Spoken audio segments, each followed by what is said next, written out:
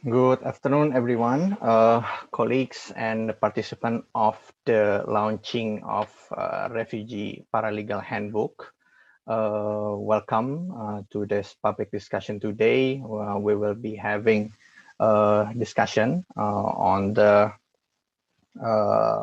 Refugee Paralegal Handbook that is being launched by SWACA.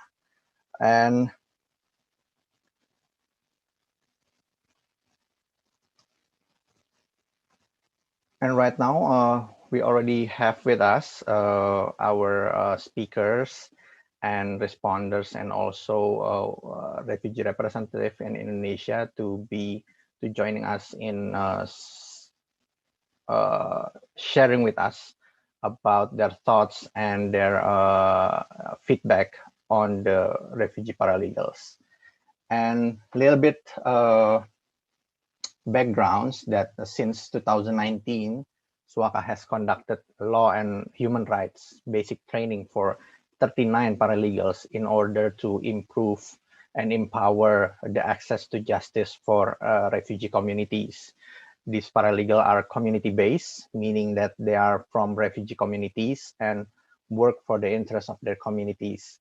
So the outcome is hopefully the refugee paralegal are expected to have a better capacity and knowledge in order to provide legal aid, whether it's litigation or non-litigation for the victim of human rights violation. And there are two handbooks that have been developed by SWACA. First of all is the Handbook on Refugee Community-Based Paralegal Introduction and the Code of Conduct. And the second one is the Handbook on Documentation. So these handbooks are made for the refugee community-based paralegals to understand that their key roles in improving the condition of human rights for refugees in Indonesia. So yeah, these handbooks are developed by law and refugee expert in Indonesia and published by SWACA. And hopefully it will enhance the work and the services that the refugee paralegal able to, assist their communities in navigating through Indonesian law context. Okay, a little bit housekeeping rules on this discussion. It will be recorded and also being broadcasted live on LBH Jakarta YouTube official channel. And please observe your mic to be muted all the time during the discussion. Later on, we will be having Q&A in the later part of the discussion. Okay, and a little bit of rundown of the event. The first speaker will be the authors, and then will be continued by the responders, and the last part will be the Q&A session. Okay, I think that's it. Without further ado, I will invite Miss Atika Yuanita to speak first on the refugee handbook. Okay, thank you. Over to you. Yeah, thank you, Zico. Hi, good afternoon to all the panelists and the participants in the launch of the Refugee Community Paralegal Handbook. I hope you are in good health amidst this pandemic. My name is Atika. Currently serving as the Sorry to cut you off. I forgot. I would like to also invite Miss Rizka first to give an opening remarks. Okay, please. Apologize. Sorry. Please, Miss Rizka.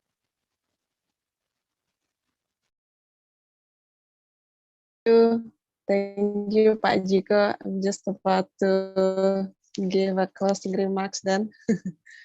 So thank you very much. Good afternoon. Thank you very much for being here today. Thank you, Bu Yuyun Wahyuringrum, the Indonesia HR representative, our refugee fellow, Pak Sauki, UNHCR College, Yunyang Che, and JRS colleague Mbak Elsa Fitrisiana, and US Embassy colleagues also here, Pak Mark Neighbors and Bangi.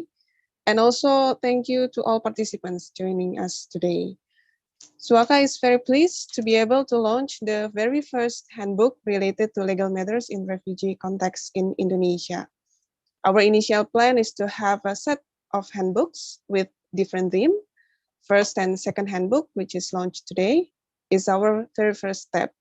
We want this handbook to be contextual, based on the type of cases filed to Suaka, and surely the phenomenon in the community, both in the Indonesian and the refugee community.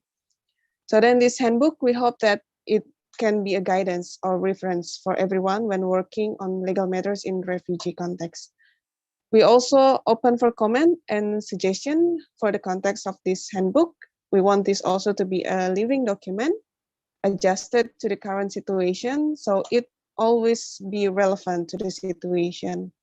Though surely in that way, we know that it needs so much resources, but I think that's the adventure aspect of it. For this to happen, thank you very much for Julieta Fund and US Embassy colleagues who helps us in providing support. We hope that the support will still continue. And thank you for the experts who writes this handbook. Ada Atika, Andi Komara, and Pak Febio Nesta. Suaka team also who are really passionate in their work. Too much people to mention, but you guys are rocks. I'm sorry, this is not that formal. And to LBH Jakarta, who always give us room in their publishing channel. And surely, ultimately, the refugee community who support our works and keep giving us feedbacks and critics and speak to us too. So then we are not getting lost out of the track. So I thank you very much for that. So without further ado, please enjoy today's talk. This is a safe space for us to talk about refugee paralegal, as the definition of refugee paralegal is that for refugee who trained with the paralegal subjects, not integrated as paralegal as stated by the law. So I believe today's discussion will be so rich. Have a fruitful discussion and thank you. I'll get back to you, Pak Ziko. Thank you. Thank you, Ms. Rizka, for the opening remarks. Okay, let's move on to Ms. Atika. Apologize before. Please, the time is yours. Yeah, thank you, Ziko and Rizka. Yeah, I will, sorry for not prepare the presentation, but yeah, my name is Atika. I'm a legal aid coordinator at Suaka, EMA in this handbook. I'm the co-authors. Yeah, I will explain the meaning and the role and function of the refugee community paralegal. I will start by explaining who a paralegal is. Can you share the handbook, Ziko? Yes. Okay, can you confirm that you see the handbook? Yeah. I think page 2.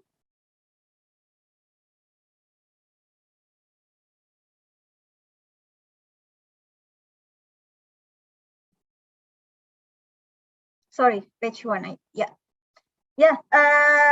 will start by explaining who a paralegal is. Refugee community paralegal, hereinafter refugee paralegal, is a refugee who has been trained on law and human rights, is able to apply their knowledge and ability in providing free of charge or pro bono legal aid to their community through providing assistance, organizing, and conducting advocacy on problems related to law and human rights. That is the who a paralegal is. The keyword is community. All of the roles and function must be based on the community's needs and be accountable to the community. Next, the refugee paralegals here are included in the community-based paralegal category, which is different from the paralegals in law office. We can break down what the difference. Community-based paralegals, the purpose is help the settlement of legal disputes in the community, and the law office paralegal help the lawyer in resolving the case handled by the law office. And the responsibility is for the community-based paralegal for the community, to the community. But on the law office paralegal to the employer, lawyer or law office. And how about the remuneration? Community-based paralegal do not get salary, but for the law office paralegal, get a salary from the lawyer or the law office. How about the scope of work? Community-based paralegal is legal problems, cases, disputes faced by the community, but for the law office paralegal, legal problems, cases, disputes faced by the client of the law office. That is the difference between community-based paralegal and law office paralegal. How about the principles of the provisions of legal aid by refugee community paralegal? That is, I write down the 6 principles. First, integrity. Second, accountability. The third is openness and participation, non-discrimination, empowerment, and the prudence. So if you want to see the what the meaning of the all of the principles, please see the handbook. And next, the what needs to be considered is to pay attention to the principles that promote assisted victims or the community interest based on applicable law and human rights. Furthermore, why are refugee paralegals so needed? Yeah, that is the main question. The paralegal can help victims or communities who need legal assistance by taking into account the interests and needs of victims and or the communities. If the trust of the community is lost, its role as a paralegal will also end. So that is the main function of the paralegal. And the next is, how does Indonesia regulate proficiency related to the paralegals? The legal basis related to the paralegals is found at Article 9 until 10 Law number 16 of 2011 on legal aid, decisions of the Constitutional Court number 88 blah blah blah in 2013. Government Regulation number 42 of 2013 on the requirements and procedures for the provisions of legal aid and the distributions of funds for legal aid. And the last is the regulation of the Minister of Law and Human Rights of Republic Indonesia number 3 of the year 2021 on the paralegal in the provisions of legal aid. That is, we said the Permenkumham. Although refugee paralegals has not been regulated in detail in the laws of Indonesia, that is the fact, and that's the refugee paralegals exist and conduct their duties in accordance to the needs, functions, roles, and responsibilities to the community and the victims in search of justice, legal protection, and fulfillment of human rights. Next, we will talk about a section about the role and function on refugee paralegal. In the provision of legal aid, they provide legal consultation, conduct mediation and settlement of disputes outside the court, assist the victims in getting access to justice, conduct empowerment on law and the rights of refugees in their communities. And the second is in litigation and non-litigation work. In litigation, litigation means handling of the case through the legal process, such as police, prosecutors, or the court. And non-litigation means handling of the case outside of the legal process, like consultation, mediation, negotiation, assistance to service providers, counseling, law empowerment, and advocacy. All of the scope of the litigation on litigation work you can see in the handbook. And after that, what should be considered by the refugee paralegal when they handle a legal case? First, make a summary of the case concerning the 5W plus 1H elements. Don't forget about that. And the second is identifying the parties involved, like a perpetrator, victim, and the other parties. And the last is the paralegal must be understand the legal process and the scope of work of the service provider, organization, or legal aid organization. That is the refugee paralegal when they handle a legal case. Yeah, that is I think presentation from me. If there are suggestions, please don't hesitate to you can write in the chat or we can discuss them. Thank you all. Thank you all. Thank you, Zico. Over to you. Thank you, Atika, for the presentation of the introduction to paralegal. Okay, moving on with Mr. Fabionesta. Hi, hello, hi everyone. Yeah. Hi everyone. Good afternoon. My name is Fabionesta. I'm also co-authoring this handbook, and I'm going to a little bit explain to you about the chapter on code of ethics. So in this section, so we divide some subsection, and it consists of purpose, relationship of refugee paralegal with the community and the victim, confidentiality, conflict of interest, and supervision of the implementation of the code of ethics. Okay. So if you see at the purpose of this handbook, especially for the code of ethics, that we would like to emphasize that paralegal play a really significant role in providing legal aid to the community who conflicting or who have legal trouble. Therefore, paralegal, not only that they have to have capacity or legal capacity, but paralegals should also adopt the code of ethics in this in providing legal aid. And a paralegal is also expected to have guidelines that could help him to do their works in the paralegal field by prioritizing the best interest of the community or the victim that they represent.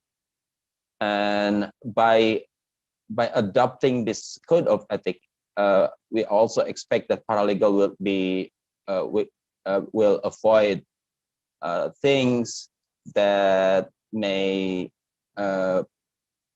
give harm to themselves or give harm to the community or the victim that they represent. So basically, this code of ethics is to help paralegals in doing their work in providing legal aid. And the second section about the relationship between paralegal and the community and the victim that they represent. We also like to emphasize that that the relation between paralegal and the communities is the most crucial part of this code of ethics. And some of ethics need to be paid attention by paralegals in doing their works, specifically that paralegal must realize that they belong to their own community, and so therefore they providing legal aid on the best interest of the community or the refugee community that they represent, and it's become the most main priority for them in providing legal aid. And paralegal also need to always put forward the attitude of voluntarism in providing legal aid by also maintaining their independency in doing their works, and also avoiding the possible intervention from any parties that can bring harm to their communities. And in doing their works in legal aid professions, paralegal need to always, like most of the time, as much as they can, to consult with the lawyers, to receive instruction, suggestions, also advice around the substance of the legal aid professions, or also the methodology or the steps that they need to be taken during providing legal aid. And also the paralegals obliged to prioritize or to prioritize their own community, or providing the legal aid to their own community. But paralegal can also provide legal aid to the community outside their own community, if it is necessary, as long as it did not conflict with the interests of their own communities, and especially that they do not leave their obligations for their own communities. And in doing their legal aid works, paralegal has to apply the principle of transparency, accountability, integrity, non-discrimination, empowerment, participation, and also due diligence. And paralegals need to always empower and also participate the community or the victim that they represent in every step of the legal aid professions. And in doing legal aid, paralegal need to always put forward due diligence and also their own security and safety, and also the safety of the community and the victim that they represent. And paralegal have to hold the integrity, honesty, and also transparency in doing their legal aid works. And in this context, paralegal are not allowed to cover up any information that have impact in the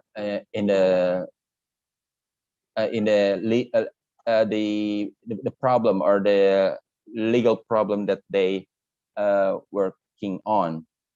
And paralegal is not allowed to do any legal steps, including to have a communication with other parties without a prior notification to the community or the victims. And paralegal is not also allowed to provide any advice or taking any steps that they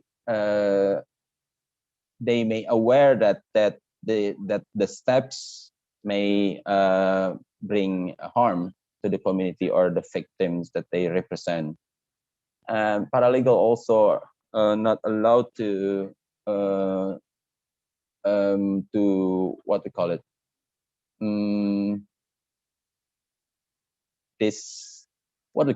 menelantarkan, abandon, sorry, Neglect.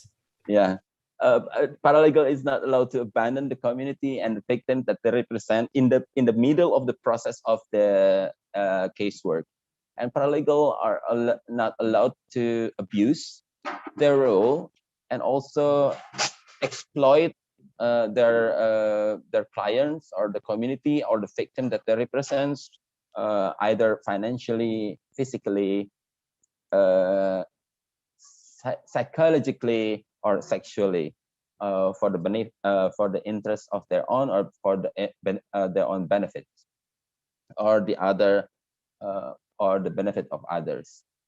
And in providing legal aid, paralegal is not allowed to differentiate the people that they provide the service to based on ethnicity, religion, race, nationality, gender identity, and other identity background. So paralegal cannot refuse to provide or cannot refuse the legal aid demands. Sorry, a paralegal can only refuse the legal aid requests, which is it was beyond their own competence, also and outside their scope of work. And paralegal are obliged to always receive prior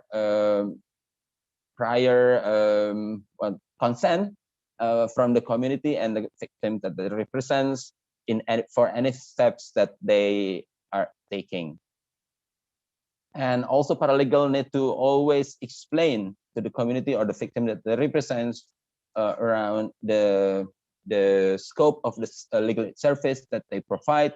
And in this context, a paralegal need to always be open in explaining any restriction, limitation of their own capacity, and also the limitation of the scope of work in providing legal aid. And paralegal is not allowed to provide any advice or legal aid services that they know that it doesn't have any legal background, and it's outside their own competence, capacities, as well as their own scope of works. And if they in any case that they face this type of request, paralegal need to revert the legal aid request from the community of the victim that they represent to the relevant lawyers as well as qualified lawyers. And paralegal is not allowed to contribute directly or indirectly to the violation of human rights, and also corruption practices in the legal aid professions. And paralegal obliged to provide access to the community and victims that they represent to any copy of documents in the caseworks and also any case files, relevant case file. And the third is around the confidentiality, and this is for to build a trust between paralegal and the community or victims that they represent. So paralegal need to always keep the confidentiality of private data as well as the substance of the case work. So in this case, paralegal have to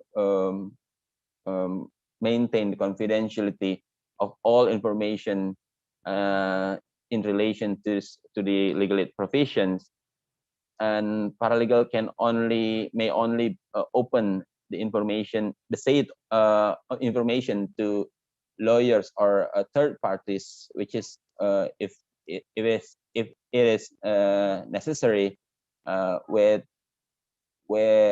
prior approval from the community of our victims. And paralegal need to always ensure that all informations in relation to the legal aid profession is kept safely kept, and also as much as they can to not to open any opportunities that make the communities or the victim that they represent in danger. And sorry, yep. 5 minutes remaining. Okay. Yeah. Okay.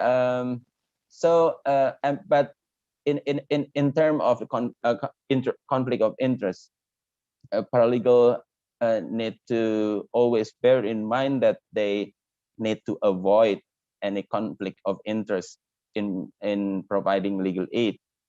It means that that any legal aid works that will conflict with their own interests, the community interests, and also the interests of the third parties need to always be avoided.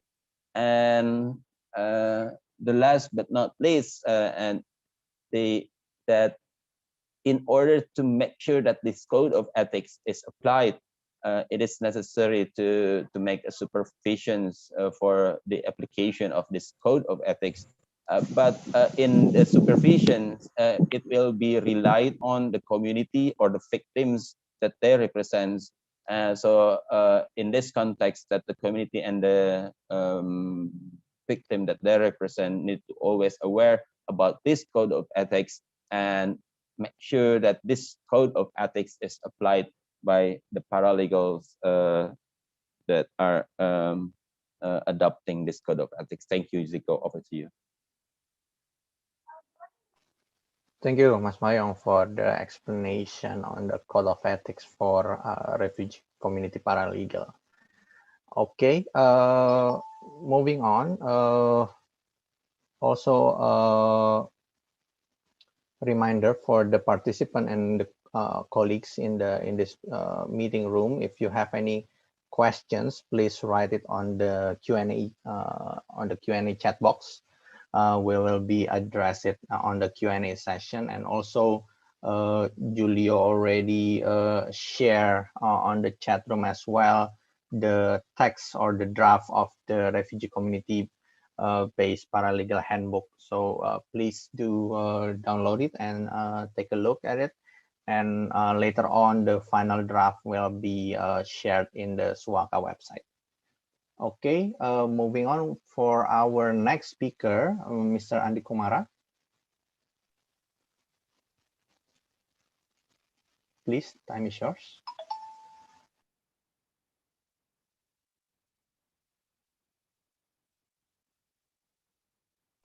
I'm afraid I cannot hear your voice, Mas Andi. Hello? Yes, right now, yeah. Okay. Okay. Good afternoon, everyone. My name is Andi Komara. I'm the co-author from this handbook. Now I'm a public interest lawyer from LBH Jakarta. I will present about documentation. Next slide, please. Hello. Next slide, please. Okay. First, what is documentation? Documentation is a series of information collecting process, starting from gathering, processing, and storing of information. In providing legal aid, documentation is considered as one of the most important things. The success in providing legal aid is never separated from the importance of good documentation that provides accurate information which will support the process of legal aid. Next slide, please.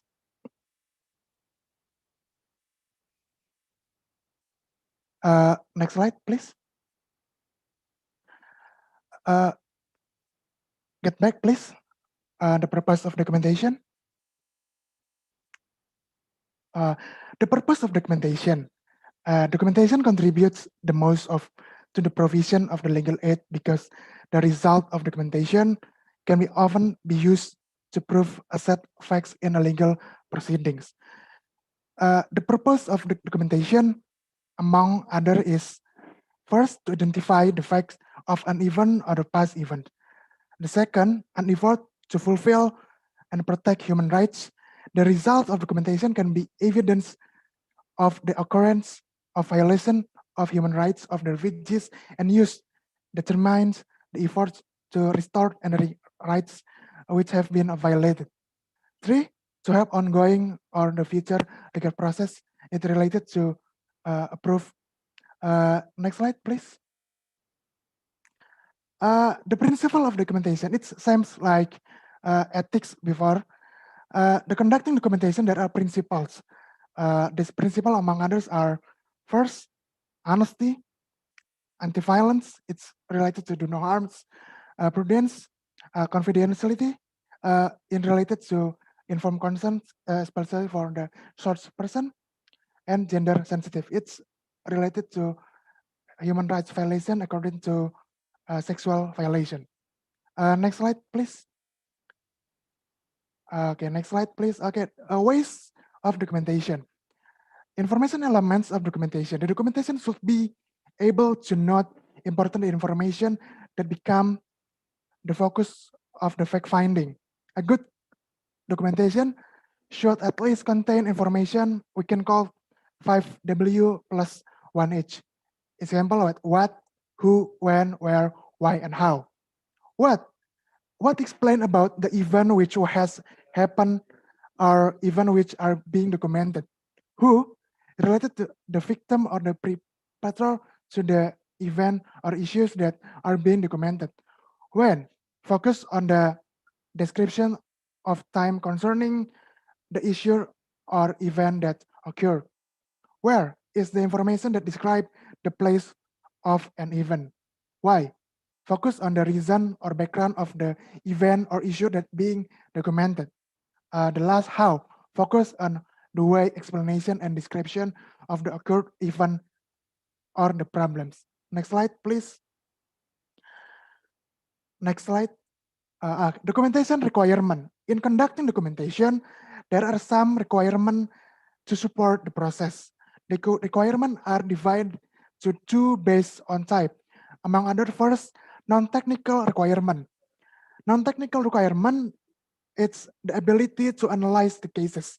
This requirement is considered to non-technical because it's not a practical requirement, but instead a form of a soft skill.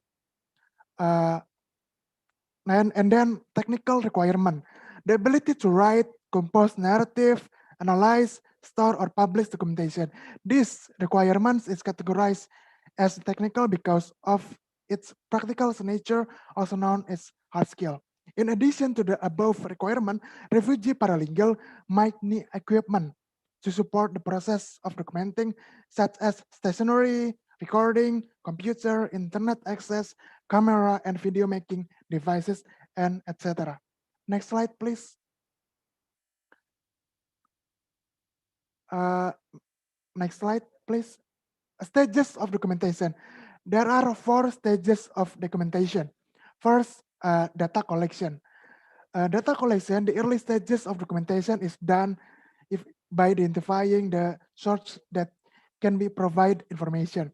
After the source have been identified, proceed to determine how to obtain the target information. And then verification. This stage is important to check the validity of the initial information and ensure that you have you have obtained accurate information. The basic principle is to ensure the credibility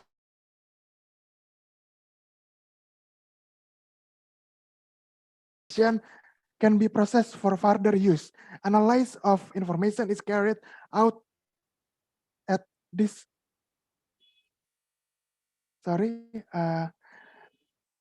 process is verified information can be processed for further use. Analysis to information is carried out at these stages by using the human rights approach in order to identify the form of human rights violation that exists in a case. And the last is finalization. After conducting the analyzing of the gained information, refugee paralegal can formulate the result of the documentation so that all the data and information that have been collected and analyzed can be processed into a document which is easily read and understood. Collecting documentation information. In collecting the documentation materials, refugee paralegal should focus to collect information. In addition, refugee paralegal can also take photos, video, or audio. Some of the ways that can be done to get the material is as follow investigation. Investigation is an activity that search, collect information, and relevant evidence to uncover the facts of an event. Observation. Observation is an activity to check phenomenon or even with the aim to get information. Similar with investigation, observation focuses on the fact of an event such as the occurred violation to the parties involved.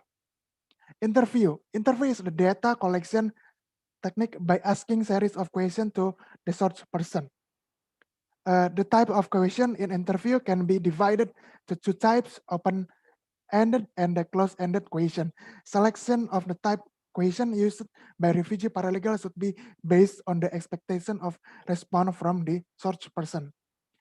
Document review. Document review is a form of data and information searching method which is conducted by reading and documental in the detail. And browsing. Browsing is a data and information searching method through online means by using electronic devices and the internet and etc. Next slide, please. Processing documentation materials. Fact and evidence collection. The first thing in the processing of material is to collect material that has been obtained previously. Refugee paralegal can classify the materials to help them, the community or the victim that they assist to understand the follow of an event. By classifying the obtained materials, it will be clear if there is an incomplete information.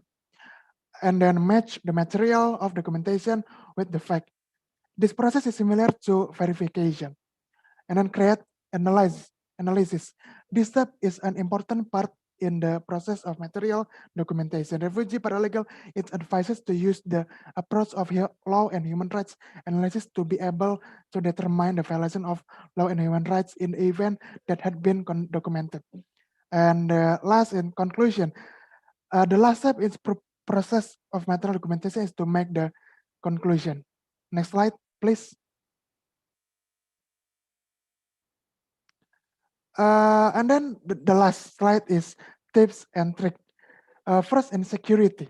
The issue of security has always been of particular concern in the activities of documentation, not only for a refugee paralegal as the one who conduct the documentation, but also for the result of the documentation. Make a security risk analysis before documenting so you know the threats that might be arise. Not being alone while documenting, always be polite and courteous and prepare and anticipation steps such as leaving documentation location if there is a security threat. And then the trust and the language. These two things are related to in the documentation process by refugee paralegal in Indonesian context. Refugee paralegal should make anticipation step before conducting documentation since Indonesian might see you as not trustworthy as a foreigner. And the last is follow the process and principle of documentation. It's important. If you not follow the process, it will be hard to trust the documentation result. And thank you. That's enough, Ms. Diko. Thank you. Okay, thank you, Mas Akom and Dikomara from LBN Jakarta for sharing with us about the documentation for in paralegal service legal aid provision. Okay, that's all from our author, from our main resource person, and I will continue with the responder. First of all, I would invite Pak Shauki as one of the refugee representatives here in Jakarta, Indonesia, for sharing your feedback or your final thoughts about the Refugee Paralegal Handbook for refugee community base. Please, Pak Shauki, the time is yours. Thank you, Ziko. I appreciate. First of all, let me say thank you for all team of Suaka to give me this chance, and also thank you for the colleague from other organization to enjoy today. Actually, it's very useful and helpful for us to listen about handbooks. All time Suaka surprised us by new thing. Actually, it's very useful. I'm Shawgi Ramadan Abdullah from Sudan, one of paralegal trainer from Suaka. Let me say about handbooks. It's very clear right now for me, actually, as paralegal, about this information. It's very useful for my community, for me as paralegal also. I do appreciate if we have a different language for these books. Of course, we need it. These books, as Fabino, he said some points about paralegal who help the community as paralegal, because really we face a lot of problem as refugee or asylum seeker in Indonesia. So there is some point, I think that's true, but it's very difficult. For example, about avoid any problem for a paralegal, you know, as we try to do the best as paralegal, but it's very difficult sometimes to avoid some problem between the community or effect from this problem. And also about going to free of charge. Yes, of course. Paralegals, they work as free of charge, but sometimes I think they need some help for other organizations. It will be a good thing if you have some support for paralegal to discuss with ID legal, for example. Sometimes they need to move from places to places. Sometimes to they need to collect the documentation. I think they need support. If we need the paralegal to be effective, we must look in about this point. And about documentation, I think is very useful, is very clear, but to let this point is very clear for the community or for other paralegal. I think if we have more presentation, because right now we don't have any different language, we have more presentation for refugee community direct, it will be useful by different language to receive this information actually. Because it's very important. Sometimes even refugee communities, they don't realize this is very important to support your legal ID.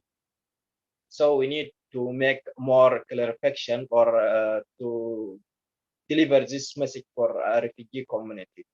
I do appreciate from Attica also, Attica, about what you said about paralegal training. Actually, is very good or a good opportunity to have paralegal. Let me say make a different, a little bit different between 2014 and 2018 or 20.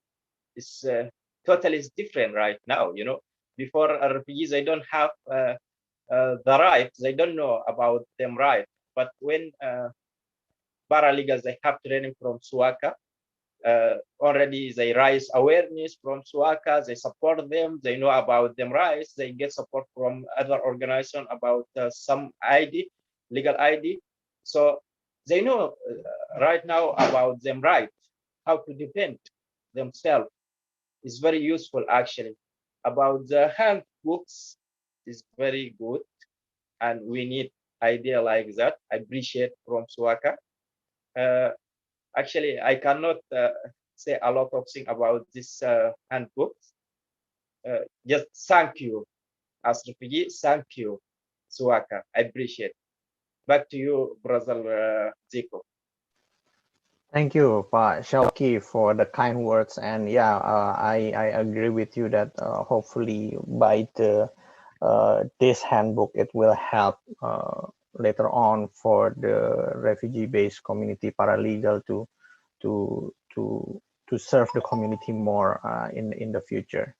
So before we move on, I would like to hand over the facilitating capacity to Sister Natalia. Can you hear me? Yeah, thank you, Sigo. Yes, over to you, Balia. Yeah. Thank you. Good afternoon, everyone, and thank you, Pak Sauki, for your comments and inputs for the community paralegal handbooks. So we have two others responders with us here also, Mbak Elsa Fitriciana from Jesuit Refugee Service or GRS, and also Ms. Yoon Young Che from UNHCR. I give a chance to Mbak Elsa first from GRS to give your comments, inputs, and others. Thank you. Yeah. Thank you, Mbak Lia. So good afternoon, everyone, to the writers or to the authors, to Mbak Yuyun Wahyunirung from HR, all the panelists, refugee paralegals, and attendees. First of all, I would like to congratulate and appreciate SWAKA for their initiative in developing this refugee paralegal handbooks. Thank you for inviting JRS Indonesia as one of the panelists in this launching. So JRS seeing these handbooks as part of SWAKA effort to empower and to improve access of justice for refugee communities in Indonesia. JRS as the organization, we are supporting a right-based approach and has been working closely with the refugee community, including organizing community interpreters since 2014. And JRS also involved with in SWAKA community paralegal training as resource persons and developing the first modules in 2019. And so with SWAKA organizing refugee community-based paralegal training since 2019, not only it's empowered refugee, but also shown that resources are not only from NGOs and governments, but also refugees are resilient persons as a community paralegal that able to help their community despite their circumstances. So why these handbooks are important? We're seeing it, JRS seeing it as that community paralegals are not only as the bridge between the law and the community, but they are also have important role to empower their community, which including legal empowerment. They've been trained with basic law and about human rights. So I think they can also empower their community on the law and rights. If I make quoting from the first handbook, that quote, the role of refugee paralegal is needed by the community who became victim of human rights violation and face legal issues because the victim may be afraid to take legal action regarding the matter. In some cases, a refugee may not know that they have become a victim of human rights violation. And a refugee paralegal can help in the resolution of problems faced by the victims if it is within their competence. Moreover, if the victims want to report their case, but they do not know where to file a report to, refugee paralegal can help licensing the victim to a lawyer or a legal aid organization, unquote. And JRS, seeing from Bogor context, there have been increasing cases on refugees facing legal issues. And there are limited resources and limited capacity of organizations that able to assist refugees in Bogor. So this is where the refugee paralegals can have a big role, I must say, and therefore these handbooks can be one of the support system that, for refugee paralegals in doing their works. And of course, JRS also welcome to have a further collaboration with refugee paralegals if needed, both in Jakarta and in Bogor. Also, as stated in the Code of Ethics and explained by Febio Nesta earlier, that refugee paralegals are responsible to their community.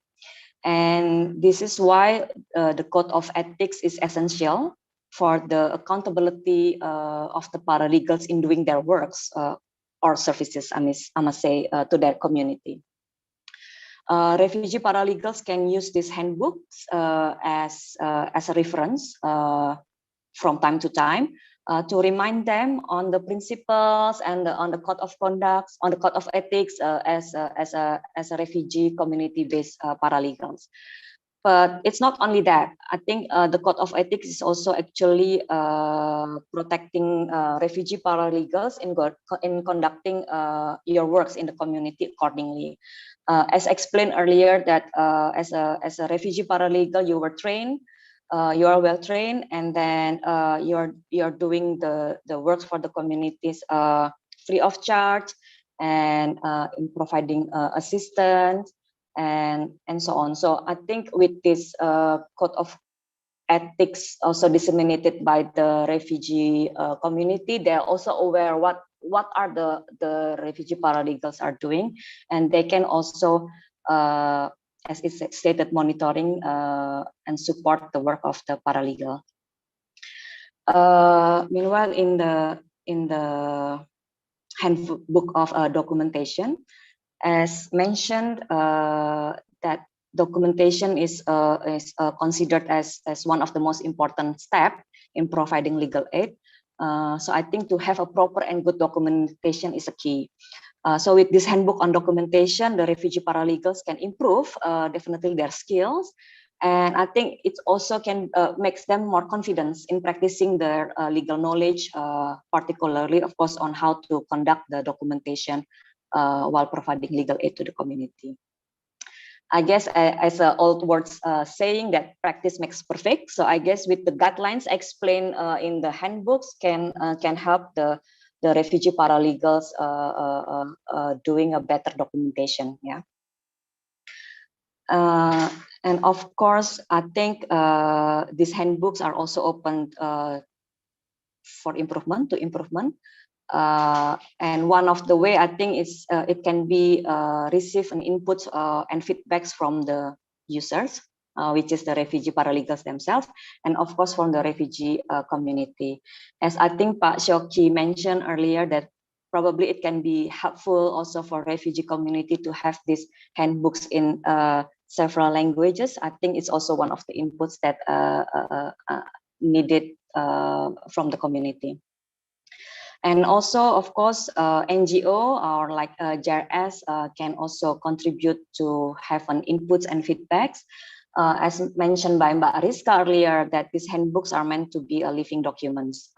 So I think JRS can also contribute with the community, with the refugee paralegal, and of course with SWACA to give inputs and feedbacks in the future. I think, but what is important is like how the refugee paralegal can use these handbooks at this moment and practicing in the fields, and then from there, then it can be I think we can have more inputs and feedbacks. Yeah. And I think last but not least, hopefully with the launching and the further dissemination of these handbooks, the refugee communities, particularly of course in Jakarta and in Bogor area, are more aware of that there are refugee community-based paralegals, and they will not hesitate to approach you, the paralegals, to have a legal assistance, but also to monitor and supervise the paralegals. Thank you so much. Right back at you, Mbak Lia. Yeah, thank you, Mbak Elsa, for your comments and input. This time I will over to Ms. Yun Young Che from UNHCR for your comments and inputs for us for the handbooks. Screen is yours. Thank you. Can you hear me well? Yeah, very well. Great. Thank you. And first of all, really appreciate for inviting UNHCR and me to this very important event, actually, to me, especially because though I'm reassigned to Jakarta, the Indonesia office, I used to work in Korea as a legal officer, and then have been working very closely with their legal aid partners here, like Suaka.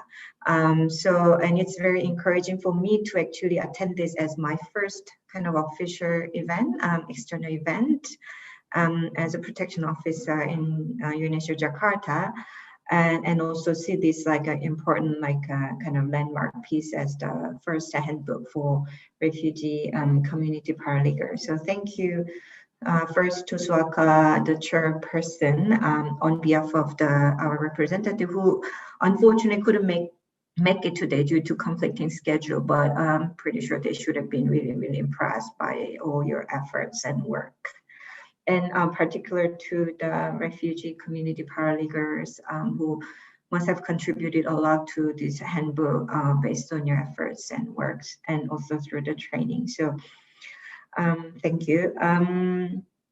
I first, of course, looked up the website of Suaka, and then I read about the efforts that you've been doing about the refugee empowerment, training for legal aid and community paralegals, etc. And I was quite impressed that there are already more than 30 trainees actually who already are kind of trained about domestic law, human rights, and the legal aid, which is actually very important, especially in the context of Indonesia, where although there is a national law, but there is a lack of implementation and there is no legal rights on refugees and asylum seekers. So I think it is really important for many aspects, though I can share a bit later, a bit more about the situation in Korea and maybe give a bit of a comparison, because the fact that a country has already its own asylum system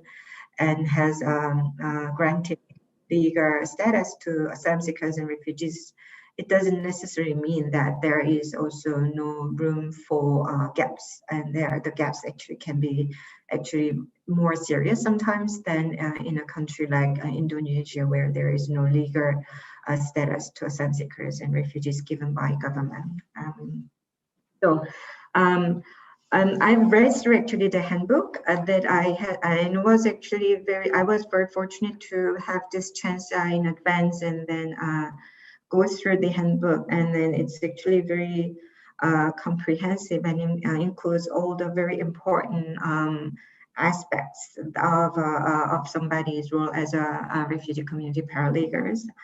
And especially to me personally, I think the importance of a code of ethics and the security of the community paralegals are particularly very serious and important.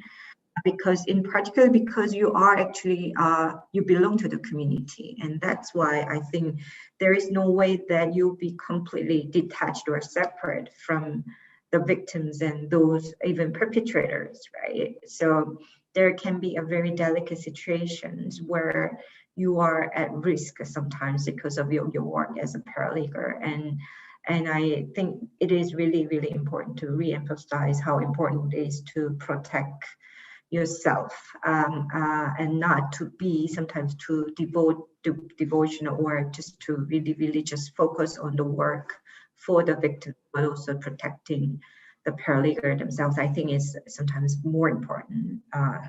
Therefore, I just wanted to really highlight that, and also that I was very happy to read those important elements in the book, in the handbook. And also some of the delicate issues, like there can be a conflict of interest and the relationship with the victims and also others in the communities can be very important. And also confidentiality certainly is something of always important in terms of asylum context, but I think it's particularly difficult at times because you are, again, precisely one of the community members. So again, I think it's really important to be highlighted, and then I'm glad. Noting the comments about the free of charge and the payment issue.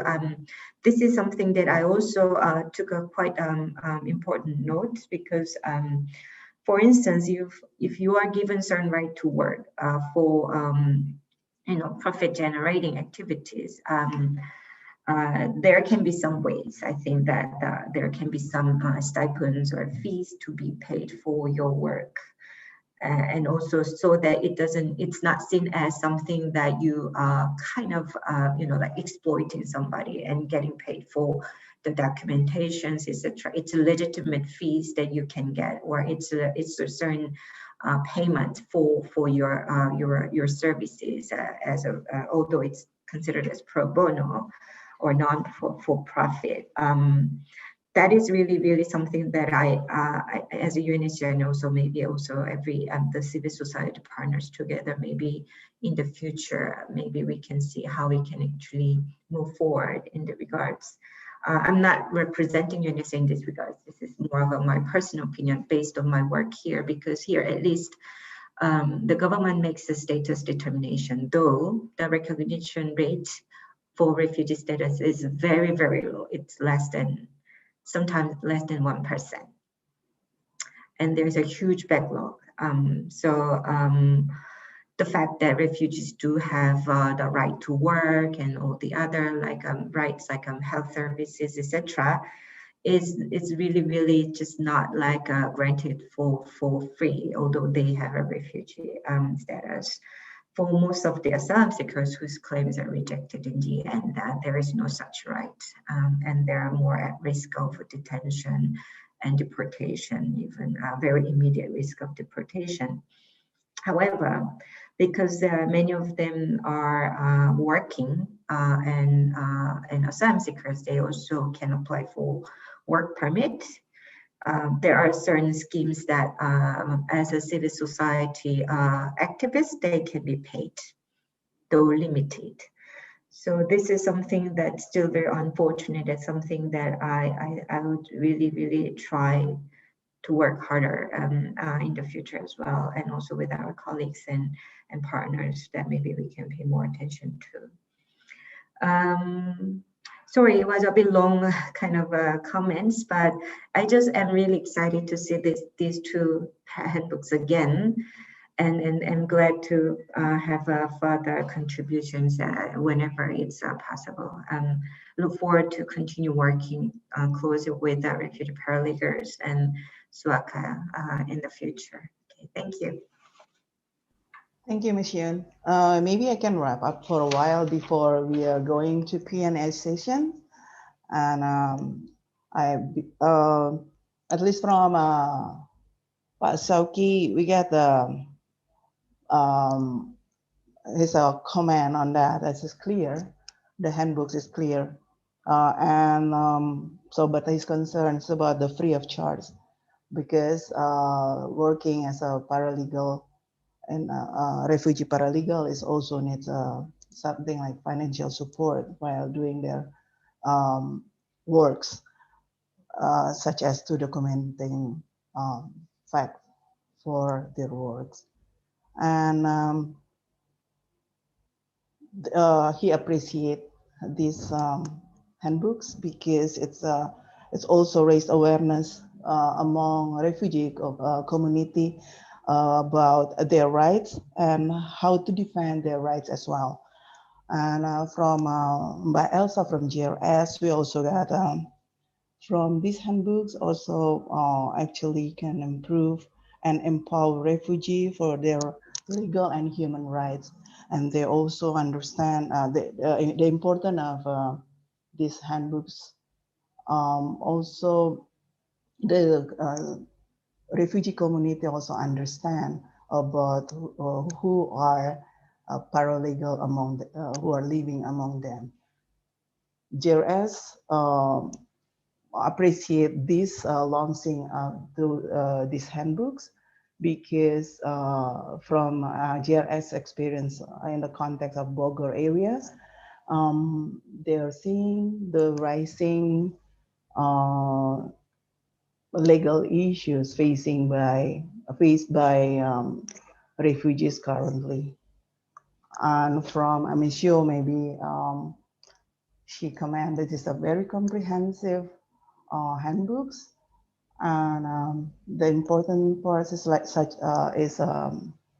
are included in the handbooks, such as the importance of the code of conduct, code of ethics and security of refugee paralegals. She also touched the issue that Pak Sauki raised before, and maybe in the future UNHCR can put a more concern about how to work to support this paralegal, though they are working pro bono paralegal, but then they can get something like a fee to support their works. And that's it, I think. That I will open for the floor question and answer session. But before that, we have Ms. Yuyun Wahyuningrum, Indonesian representative to ICHR. So I want to give you the screen and floor to give your comment, inputs to us about these handbooks from Suaka. Thank you. Thank you very much, Mbak Lia. Thank you very much for Suaka for inviting me to this important event, and congratulations for having this handbook launch today. I think this is very, very important contribution to the issue, measures and initiative to the refugee rights in the region. I haven't read through the book, but I have been glancingly look at the content as well as some of the keywords, and I agree with the authors as well as the responders on their impression to the handbook. Discussing refugee rights in the region in ASEAN or Southeast Asia continue to be very sensitive, as you know, not only in ASEAN but also in ASEAN member states. But ICHR has successfully included the term mixed migration into our 5-year work plan. We know that putting refugee will not win, so we changed the word into a mixed migration by the expectation that we are going to have wider discussion in relation to migration, in which refugee rights will be included in the discourses. So it is there in 5-year work plan. So perhaps we can expect from this year until 2025, we are going to discuss more about migration. We are going to talk about refugee rights in the future. But ICHR need your help. ICHR need your push because whatever we manage to include in the 5-year work plan will remain something written down on the paper if it is not implemented. So please continue to watch our work and also to monitor how we have been using or implementing our 5-year work plan. There is a need to change the narrative about refugee in the region to be more empowered, to be more strengthened, to become the subject of change. And I think your handbook contribute to the idea of changing the narrative and changing the perception about refugees in Indonesia, as well as perhaps later on in Southeast Asia. And I would like to thank you for your initiative and creative work in relation to this issue. And maybe using the social media is very important. I also talking to a group of women group working on sexual violence, for instance, yesterday. It is very important to surface this issue. It is very important issue, yet very sensitive. That is why we need to use social media to populate our online conversation, to change the perspective of the people and general public on how they should see the issue of sexual violence, and now in this context, how they should understand refugee rights. we need to have this dimension of agent of change of the refugees to appear more rather than being victim. Well, the victim identity is also important, but as we need to see person as a whole. It's not only that side, but also a different side. In many initiative, in many work that have been done so far, I continue to mention or to include the issue of refugee rights. For instance, when we talk about the right to an effective remedy, one of the session talk about how and what remedies actually available for refugees. Apparently not so many, and it is therefore we need to have recommendation from civil society, from refugees themselves on what ICHR should do.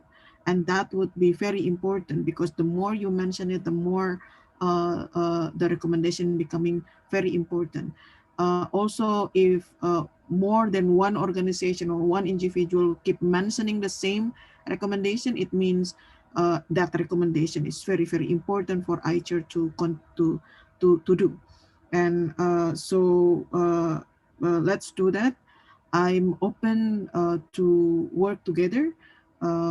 In the last 3 years of well, this year is the last year of my term as the ICHR representative, but we have been working in partnership with number of organizations, especially under COVID-19, where we cannot go anywhere outside of the house. So ICHR Indonesia has been working with WEAVE. This is a women organization, a network with HRWG, and also with agenda on different topic. So for instance, with WEAVE, we talk about referral system. Again, in this issue, we also talk about is there any referral system for refugees in the region? If yes, what? And if not, why? And if there is a need, then how? How to make it effective for refugees, the referral system for refugees. So we gather number of inputs already in that discussion.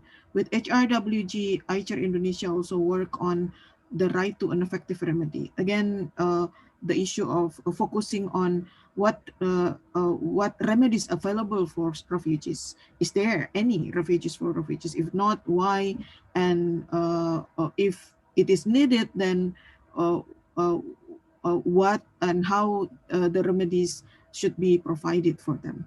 And with agenda, ICHR Indonesia also work on the issue of the right of person with disabilities during pandemic. So these are some of the example in which ICHR Indonesia can work with different organization, either regional or national, to surface the issue of the issue that you think very, very important, and I think very, very important as ICHR representative.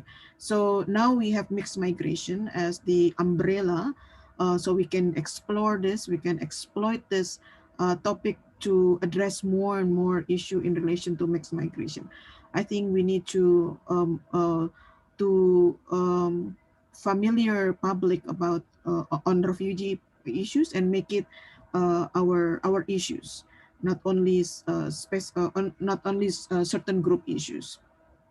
I also lastly that I would like to share with you that in our last meeting on the 33rd ICHR meeting on the 6th to 8th April, Indonesia managed to gain consensus of all ICHR representatives on the additional agenda in our meeting, which is called Agenda Item 15 on the current development of human rights in Southeast Asia. The initial idea was to talk about the human rights violation after the coup, but we also talk about the issue of refugees, how refugees becoming the impact of the situation as a result of the coup by military junta in Myanmar. So again, there are we need to be able to use all possible opportunity to raise the issue of refugees, and welcome any initiative to work together with SWACA, with other organization working on refugee rights. Lastly, thank you very much for this creative work that you have been performing, especially on this handbook. And I really eager to read. Last night I do not have time to read this handbook, but I will be reading this this week. And again, thank you very much. Thank you, Mbak Yuyun, for your comments. And at least Mbak Yuyun said this is the very creative work of Suaka. And also she reminded us to the important role for us all to keep bringing the issue of refugee rights to the surface. Maybe we can use social media mostly. And this is a very effective from her experience as well. And HR is also open to work together with all stakeholders in these refugee issues to promote refugee rights in the future. And she mentioned also about let's really use any opportunity to promote refugee rights to the surface. In ASEAN itself, mixed migrations maybe can be used to as a door to explode the work on refugee rights and refugee issues. Thank you, Mbak Yuyun. And I will open the floor for a Q&A a session. Please, if you have any questions to the authors or responders, and also maybe for Mbak Yuyun, you can raise your hands and then we will call you your name. And then you only need to unmute your speaker. Any questions?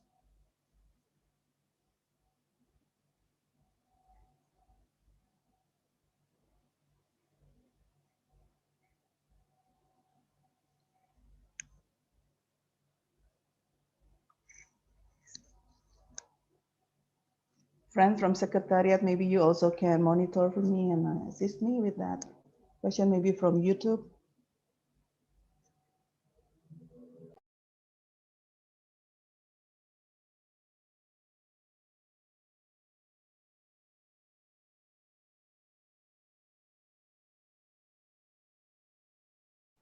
So we also have with us here Mbak Jumi Rahayu from IOM Indonesia. Maybe you have a question, Mbak Jumi, or Mas Rama from Dompet Duafa. Mbak Jumi.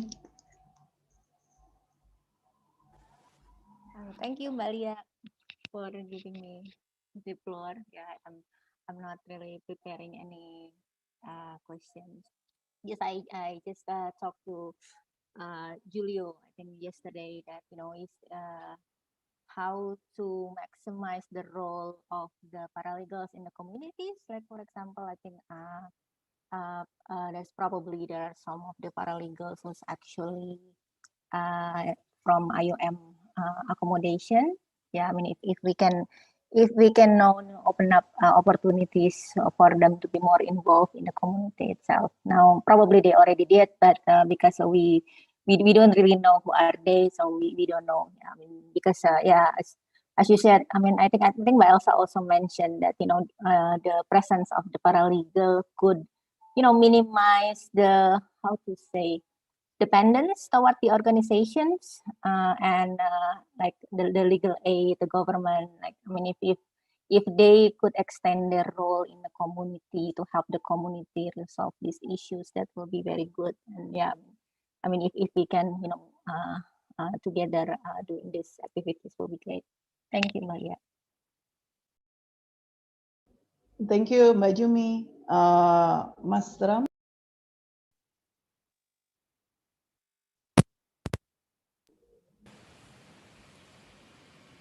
Mas Rama is still with us? Can you hear my voice? Yes, now I hear you clear. Yeah. My question is how to improve the capacity or capability for the refugee paralegal, and the second one is to how to improve the possibility of acknowledge how the legal system in Indonesia acknowledge the refugee paralegal, while there is we don't ratify the convention, so is it possible to acknowledge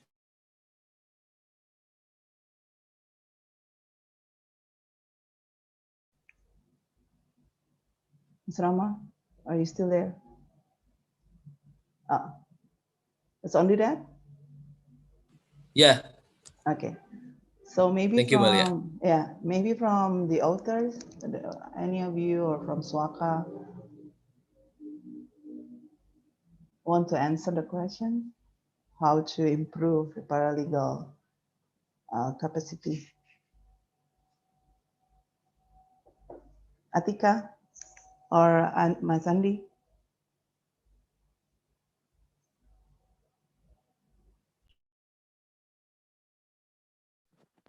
I think Ms. Atika will explain how improve the refugee paralegal capacity and capability. I want answer specifically about how Indonesian government or Indonesian regulation acknowledge paralegal. Actually, I mean, honestly, if you related to Indonesian Ministry Law and Human Rights, or we can call in Indonesia Permenkumham number 3 2021, it's clear only Indonesian citizen who can be paralegal. But I think and refugee paralegal cannot be paralegal. But I think it's not. I mean, I want to say refugee don't need follow Indonesian regulation, but as substantial, refugee can has a role as a paralegal. So it doesn't matter, I think, because for Indonesian paralegal, it's been a problem. I think, I mean, now LBH Jakarta wants Minister of Law and Human Rights revise that Permenkumham. So I think for a refugee paralegal, for me, it don't need to follow Indonesian rules, but substantially, a refugee has a role, paralegals role. I think that's for me, Mbak Lia. Maybe Mbak Atika or another from Swaka can answer the first question. Thank you. Thank you, Bang Andi. Yeah. Hello, Malia. Mbak Atika. Yeah, please. I will respond about the. Before that, thanks to all of the panelists and Mbak Yuyun for the feedback, and thank you for your feedback, Pak Soki, about what you mentioned before for the free of charge section. We will change the language and adjust accordingly. And yeah, like Akum said, that we need to agree on that the community paralegal is not a legal profession like a paralegal in a law office. So that is we focus on that role, but not in this like I mentioned before, for the regulation that is the four legal basis related to paralegal, but like Andi Komara said, that maybe the refugee paralegal cannot be included in this four category about the paralegal. So we can focus on your role, on your paralegal role. So I think that is our highlight for this session. Thank you, Maria. Over to you. Yeah, thank you, Atika. So, how many of you here I saw is a paralegal? Any question from you? Because we have like representative from UNHCR also here and IGRS. And maybe you have, if you want to share your experience also while working as a paralegal, refugee paralegal in particular. So you feel free to share, any of you.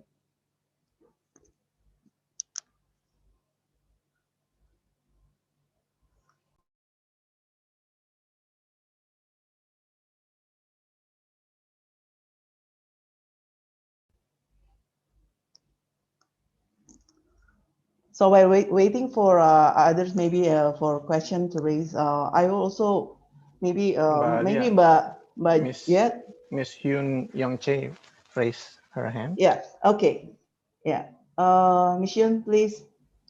Yeah, this is not a question, but I just wanted to add one comment about like distribution of the handbook. I think it's a good example to be actually shared with the other countries, especially in the region, because there are not many countries with a refugee convention as signatories. And I know that SWACA is a member of APRAN, the Asia Pacific Refugee Rights Network. So maybe it will be also good to, of course, I think you're probably already planning to share it widely in the region, but it might be also good to circulate it through that channel. And also I will certainly make sure that it's also shared in the local context here in Korea, because I think it has a lot of implications, not just for paralegals, but also for refugee activists who work as probably not as belonging to a specific organization, but a bit more independently in a way, and then supporting other refugees in different contexts, not just the refugee legal aid context. And although there will be different aspects if it applies to a non-legal aid and other assistance program. Thank you. Thank you, Ms. Hyun. That's a very good feedback. So maybe SWACA will consider to do it. And but I also, based on what Mas Andi Komara has explained, maybe I have a question to you also, or maybe Mbak Yuyun, is Mbak Yuyun still here? So we are facing lack of a legal umbrella to support paralegal, especially in Indonesia, as it's mentioned by Mas Andi.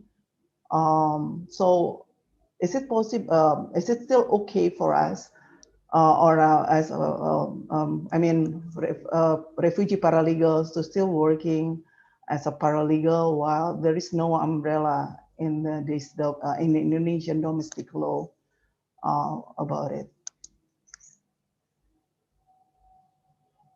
Maybe Ms. Yun or Yuyun, are you still here?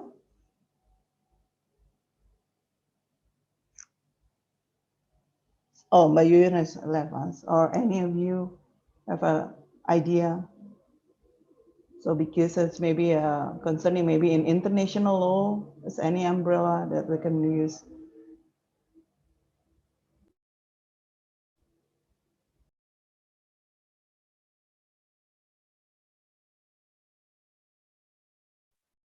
Mbak Leah? Sorry, yeah? Hi, this is Julio. Can I jump in for a second? Sure, please, Julio. Yeah, thank you. Thank you so much, Mbak Leah, and everyone for the kind contribution and also inputs regarding these handbooks. I would like to respond a little bit on Mas Rama's question before, how to increase the knowledge and capacity of refugee paralegals and refugee in general.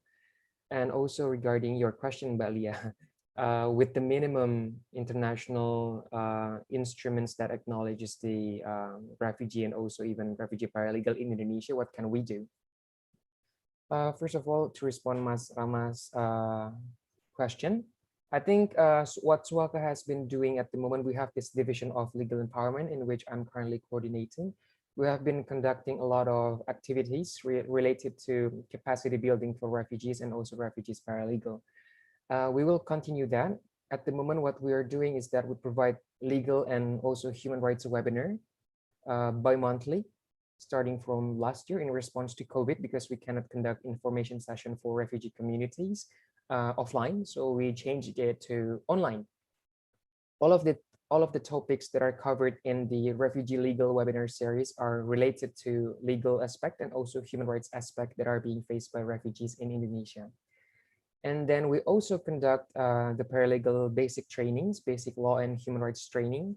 Those paralegals are present here in this meeting. I see a lot of them. So I would also encourage everyone to share their experience. And if you have any questions on how to use the handbook and how, if there's anything that you would like to clarify in the handbooks. You can share your opinion now or later. As the follow-up of this basic paralegal training, we are at the moment currently conducting the advanced training for the paralegals, so they can get in-depth knowledge about the legal issues and also human rights issues that they might face in providing legal aid to the community. So those are the things that we are conducting at the moment, and hopefully we will also conduct the third basic paralegal training this year, hopefully. So we will see that, because we have 38 paralegals for now. We hope that we can broaden the access to justice by providing more capacity building for paralegals. So that is my answer for Mas Rama's question. And regarding your question, Leah, it is very a challenging question. We all know that Indonesia is lacking the let's say international instruments that they have. Especially related to refugee in particular, because we're not a state member to 1951 Convention and its 1967 Protocol. But again, this is not the not an enough basis for, let's say, the government of Indonesia to say, yeah, we cannot provide sufficient rights protection and fulfillment for refugees, because we are a state member of many other human rights core conventions. So, and I also believe that if, let's say, Indonesia is not willing politically, they do not will to ratify or accede the convention itself, we can still create breakthrough. Like, for example, in terms of Convention Against Torture, Indonesia with the National Human Rights Institutions, they are creating their own mechanism to bypass the protocol that they do not ratify in Indonesia, but they still want to adapt the regulation in Indonesian national law. So that way they are creating the KUPP. It's a coordination group to prevent the torture in detention, in the detention procedure or in the detention areas. So those kind of breakthrough, I think we can also advocate regarding to refugees in Indonesia. So even though we are not a state member to the Refugee Convention, that cannot be that is not enough reason, to say that we do not have any responsibilities for refugees. So that is one of the things that we can advocate. We create breakthrough in national level regarding the protection for refugees in Indonesia, as well the paralegal. So those are my response. Thank you, Mbak Leah. I'll give it back to you. Thank you, Julio. So you keep our spirit on to never give up, and we have to keep trying our best, making some breakthrough in the future. So before I go to Pak Syauqi, he raised his hand. I want to read the comment from Ariani Kodriana in the chat box. I know very less about human rights issue in Indonesia, and I'm here to get a perspective. I hope you can get the wider perspective after joining us here. And now I give the chance to Pak Syauqi to maybe have a question or another comment. Yes, thank you. Yes, thank you. I appreciate, and also thank you for Brother Julio to jump. Actually, he answered half for my question because related to these issues. About convention, Indonesia is not part for that. That's big challenge for us as refugee or as paralegal. Right now, also we face another problem with government about protection house for refugee who have SGBV problem. So in the future, this there is any opportunity from SUAKA or from other NGOs to push government about these issues, because it's very important for us as paralegal. We saw that, but we couldn't do anything. So we need to work together to rise about that. And I think SUAKA, if we discuss as the human rights, there is a lot of things we can use to push government, even it's not barred from convention. We need to work hard actually about these issues. I do appreciate if there is any opportunity in the future about this issue. I raised. Thank you, Pak. Okay, thank you, Pak Syauqi. So, so any other paralegals want to share your thoughts or your experience maybe, and especially your comment regarding these handbooks? Hello. Yeah. Hello. Okay, Yeah. Abdi Shakur. Yeah. Please. Yeah. Thank you very much. Hello, everyone. Good afternoon. And I would like to also to respond in Ibu Julio from IOM. I think she mentioned, she said, we want to know if some of the paralegal in IOM. I would like to tell her also I am Abdi Shakur Ahmed, and I am one of the people under IOM assistance. So I think if you want to know, there is some of the paralegal have training since 2019. SWACA, and I am also including the paralegalists. So if you want to know, and one question, and I come late, I'm sorry that. So I want to know how can I find in the book if I need. So that's my question. And also normally I would like to say in our community, we really support and also we are standing. But normally the refugee community, they have culturally, normally they avoid about the legal issue. Some of them, when they visit like some places or they need to the government to help when there is some cases, so they meet negatively. So that's why normally the refugee community, they not engage or to go there and the office of the police or like this.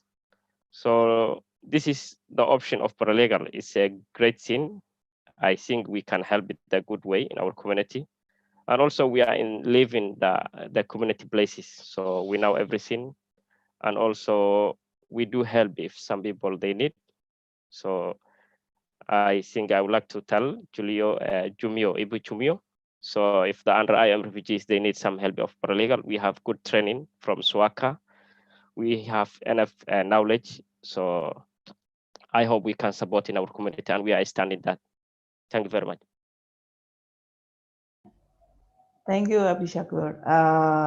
Yeah, Bajumi and friends from IOM, maybe you have heard what he has offered. So yeah, there are trained refugee paralegals who are also participants of this discussion. And to answer your question about where can you get the handbooks, as mentioned by Zico before, you can we will publish it in our website soon.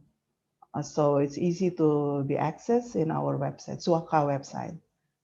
I think we have 9 minutes left from our schedule. So before I hand over the session to Zico, there is another one of the important point. Pak Syauqi was mentioned that I forgot to wrap up before. Maybe it's also can be a SWACA concern in the future about other language could be, so maybe the expectation for the handbooks to be translated into other languages, because refugees in Indonesia, that's not only, not all of them can speak English and understand English. So by saying that, I hand over this session to Zico, our master ceremony of today. Thank you everyone for your participation. Yes, thank you, Mbak Lia, for the facilitating the Q&A session. So everyone, thank you so much for your attention and for your active participation in this discussion. Like I said in the beginning, the document itself, the paralegal handbook draft will be available later on in the Suaka website. So for the refugee paralegal can access the final draft in Suaka website. Again, thank you for all of the speakers, for all of the responders, for the very comprehensive insights, inputs, or feedbacks given to the authors also, and it will be a very good inputs to always, you know, perfecting and also to always improve the quality of the handbooks itself. And later on, for your information, there will be another series. For now, there will be only 2 handbooks for the introduction for paralegal, code of ethics and documentation, and later on, Suaka will also develop another series on the handbooks. Okay, before we conclude the event, I will kindly ask you for the ceremonial group photos, if you may turn on your cameras so we can have a group picture together. I'll wait a few seconds. Oh, very nice. Thank you. So on my count, I will count. Okay. Look at the camera. Thank you. So 1, 2, one more.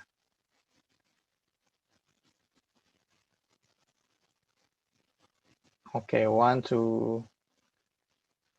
Thank you so much, everyone. So hopefully you have a very good knowledge and information as well from this public discussion, and happy fasting for those of you who celebrate Ramadan.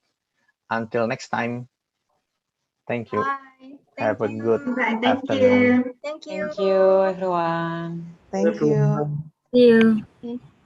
For Suaka Thank you. Bye-bye. member and volunteers, Bye. please kindly wait for the debriefing. Thank you. Sure.